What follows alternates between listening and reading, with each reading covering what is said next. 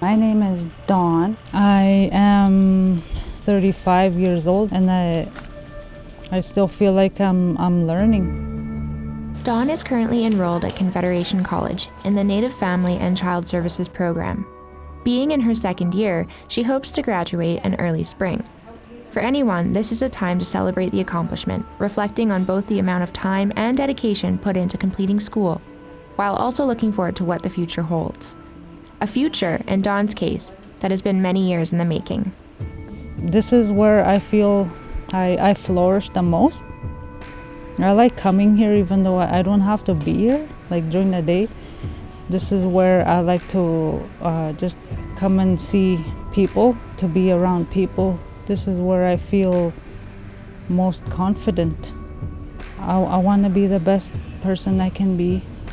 When people tell me that I shouldn't do this or that, I know what's best for me. Nobody knows what's best for me.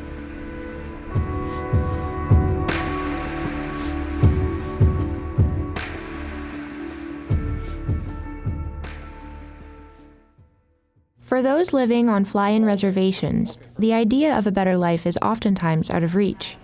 Young adults are faced with the decision of either leaving their homes and families in search of better healthcare, education, and ultimately a more prosperous life, or staying in the communities they've grown to love. I'm from Sandy Lake, Ontario, north of Thunder Bay, and the closest town is Red Lake, Ontario. Sometimes I want to say, why don't you come into my shoes for a while? Just for one day, come and do what I do. Sandy Lake, located 227 kilometers from the nearest town, is isolated from the rest of Canada. Families living here are faced with challenges unmet by most. Whether it's the high cost of living or simply trying to keep their homes warm, these problems affect everyone living in the remote community. For Dawn and her siblings, this was the reality they faced growing up. There's always been a lot of challenge for every one of us living in a community like Sandy Lake. But one of the most important thing in Sandy Lake provides is, especially where Dawn was raised, is a very loving, kind family, and a lot of love provided to her. I was raised in a foster home. My parents, they took in foster kids. They loved me. They showed me the best care that they can. It was not always easy because there was always alcohol.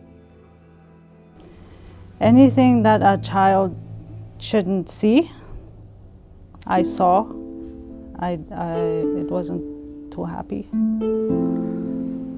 There was always the absence of our foster mom. But when she was there, she was there. But during that time, my foster father liked to drink, so there was always that absence from her.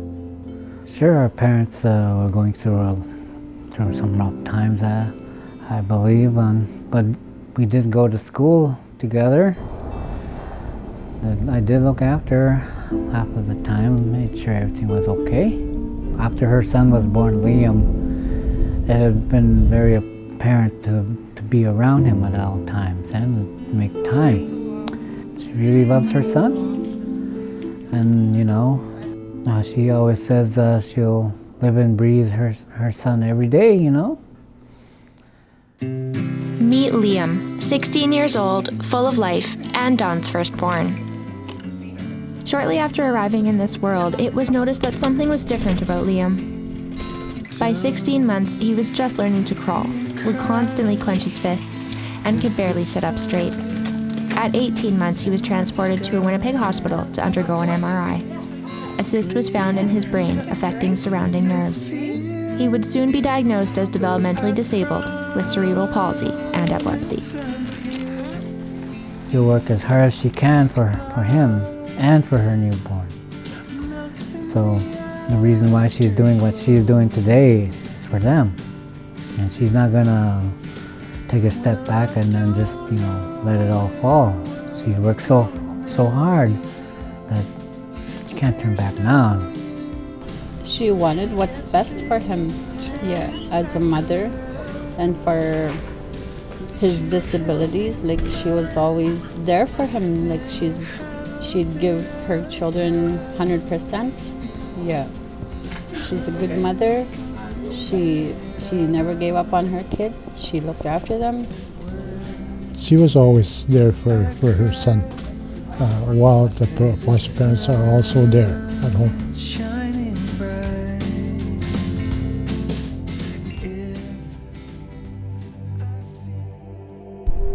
Like any mother, Dawn was in disbelief. The fate of both her and her newborn's future would forever be drastically altered. Joyful thoughts of family functions, birthday parties, and watching Liam grow were now replaced with the daunting idea of doctor visits, screenings, and medical appointments, an arduous task for any person living in a remote community. Dawn would have to make the decision for both herself and her son to leave the only place they called home in search of more accessible healthcare. The lack of resources in my reserve, my son is disabled, and if I were to leave or stay in the reserve, what choice am I making for my son? I had to ask myself all these questions. I had to put myself in his shoes because he's disabled, he can't speak, right? I have to be his voice, I have to be his advocate, I have to be his arms and legs, I have to do everything for him. So if I were to live in the reserve, what kind of life is he gonna have? He's just going to exist, like he's just there, he's just. Since the time Liam was 3 years old, Dawn had been flying him back and forth from Sandy Lake to the city of Thunder Bay for medical appointments. After many trips made, Dawn finally decided to reposition her family in Thunder Bay. What would seem to be a beneficial decision for both Dawn and her son would soon prove to have its own set of difficulties.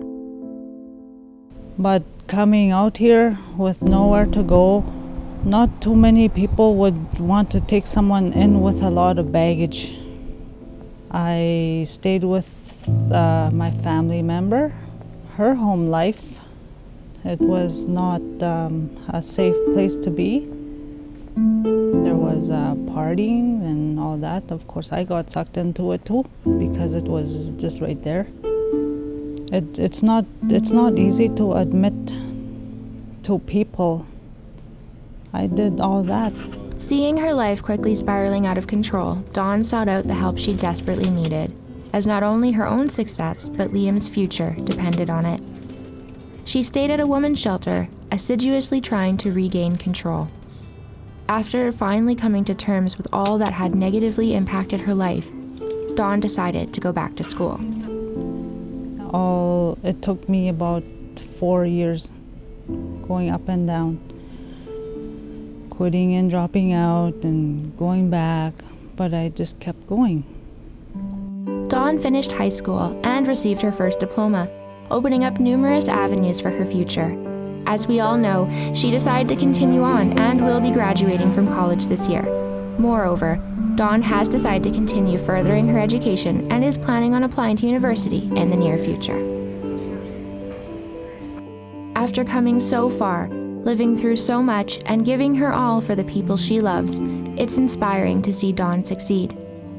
Not too long before, her life seemed the complete opposite, filled with empty relationships, careless actions, and a lack of inspiration. After seeking a life outside the only one she knew, and overcoming many challenges, Dawn reflects on the cost of leaving Sandy Lake and her family to pursue a better life for her son. I left them knowing that they were sick, but they eventually passed away. And my regret was that I wish I could have taken a lot more to get to know them and to tell them that I love them. And leaving the community is, it's like it's leaving a part of you. So much is possible when one dedicates themselves to improving the life of a loved one. Dawn pushed herself to become what she needed to be, for her son, but also for herself.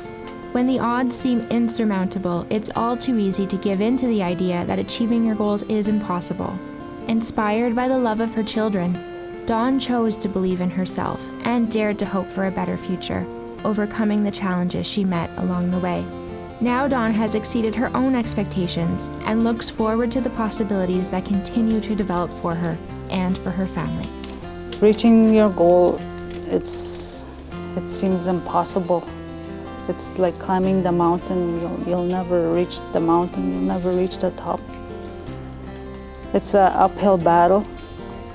It's not smooth. There's lots of routes you can take.